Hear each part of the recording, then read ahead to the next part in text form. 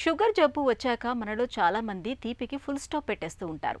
అయితే తీపిపై మనసు చంపుకోలేని కొంతమంది చక్కెరకు బదులుగా తేనెను బెల్లాన్ని వాడుతూ ఉంటారు.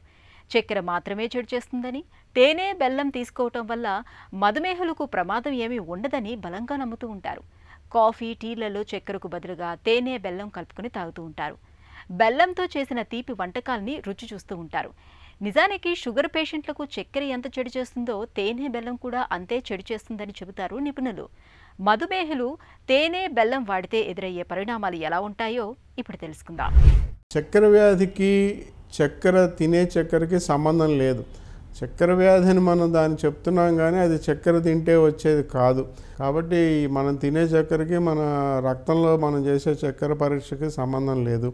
అలాగే చక్కెర బదులు బెల్లం తీసుకున్నా, మన తేనె తీసుకున్నా, పటిక బెల్లం తీసుకున్నా, బ్రౌన్ షుగర్ అంటే కొంతమంది ఏంటంటే తెల్లగా ఉన్న షుగర్ బదులు బ్రౌన్ షుగర్ వాడినట్లయితే కండసారి చక్కెర అని కానీ, డెమరారా చక్కెర అంటాం అనమాట బ్రౌన్ షుగర్ని, అది కానీ వాడినట్లయితే మనకు బాగుంటుందని చెప్పి ఏదో రకరకాల ప్రయోగాలు చేస్తూ ఉంటారు. కానీ మీరు తెల్లగా చెరుకులోంచి చేసినటువంటి పంచదార వాడినా, పటిక బెల్లం వాడినా, లేదా మీరు తేనె వాడినా, లేదా మీరు బెల్లం వాడినా, ఈ మధ్య తాటి బెల్లం, నల్ల బెల్లం అనేది ఎక్కువ ప్రాచుర్యంలో, అది వాడినా మీకు వచ్చేటువంటి ప్రయోజనం ఒకటే, నష్టాలు అంటూ ఏమి ఉండవు. కాబట్టి మీరు ఏదో ఆహార ప్రయోగాలు చేయడానికి మీ అలవాటుగా మీ సంతృప్తి కోసం మీరు ఎటువంటి ప్రయోగమైనా చేయండి. కానీ డయాబెటీస్ వాళ్ళు ఒకటి మానేసి ఇంకోటి వేసుకోవటం వల్ల వచ్చే ఉపయోగం ఏముండదు.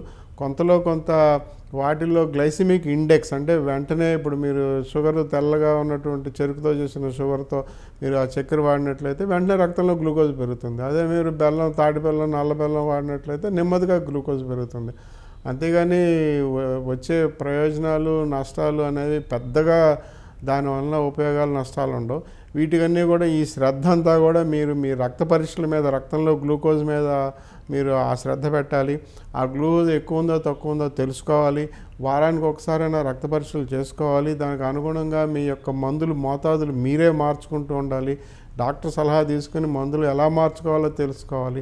శ్రద్ధ అంతా కూడా డయాబెటీస్ పరీక్షలు, రక్త పరీక్షలు మనం వేసుకునేటువంటి మందులు మోతాదుల మీద పెట్టుకోవాలి తప్ప మనం అసలు చేయాల్సిన పనుల్ని పక్కన పెట్టడం అనేది మంచిది కాదండి.